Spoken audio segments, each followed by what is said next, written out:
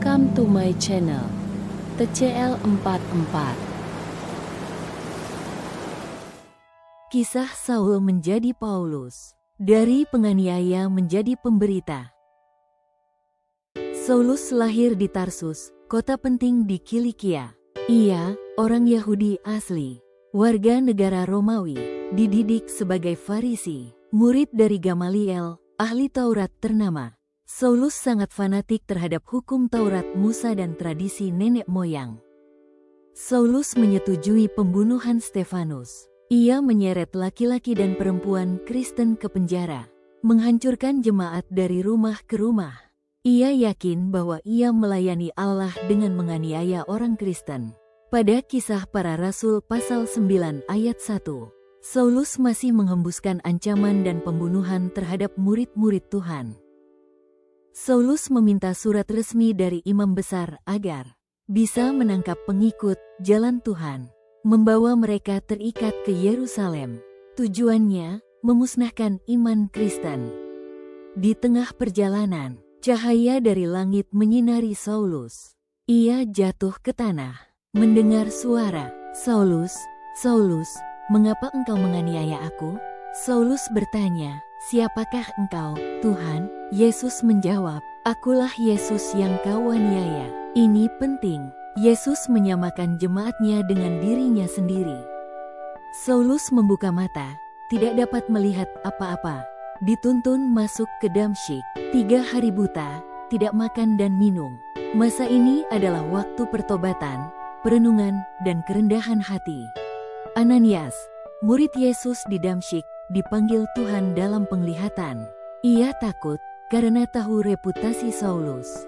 Namun Tuhan berkata, "Orang ini adalah alat pilihanku untuk memberitakan namaku kepada bangsa-bangsa lain." Tuhan sudah punya rencana besar bagi Saulus. Ananias menumpangkan tangan atas Saulus. Saulus dipenuhi Roh Kudus.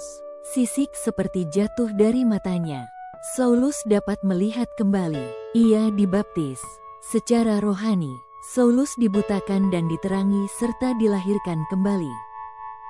Saulus langsung memberitakan Yesus di sinagoge, mengatakan bahwa Yesus adalah anak Allah. Orang-orang heran, bukankah dia yang menganiaya orang-orang ini? Orang Yahudi merencanakan membunuh Saulus. Ia diselamatkan dengan diturunkan dari tembok kota dalam keranjang. Ironis, dulu ia memburu orang Kristen, sekarang diburu karena Kristus. Jemaat Yerusalem takut pada Saulus. Barnabas menjadi penjamin. Saulus diterima oleh para rasul. Ia mulai melayani bersama jemaat. Saulus, yang juga disebut Paulus. Saulus adalah nama Ibrani. Paulus adalah nama Romawi, berarti kecil. Paulus digunakan saat melayani bangsa-bangsa non-Yahudi. Paulus melakukan 3 perjalanan misi, mendirikan banyak jemaat, mengalami cambukan, pemenjaraan, kapal karam, penganiayaan. Paulus menulis sebagian besar perjanjian baru, termasuk Roma, Korintus, Galatia, Efesus, Filipi, Kolose, Tesalonika, Timotius, Titus, Filemon. Pesan utama kisah Saulus menjadi Paulus. 1. Tidak ada dosa yang terlalu besar bagi anugerah Tuhan. 2. Tuhan bisa memakai masa lalu yang gelap. 3. Pertobatan sejati menghasilkan perubahan hidup total. 4. Ketaatan kecil, Ananias, bisa mengubah sejarah besar. 5. Gereja adalah tubuh Kristus. Terima kasih masih setia menemani channel ini. Tuhan Yesus memberkati.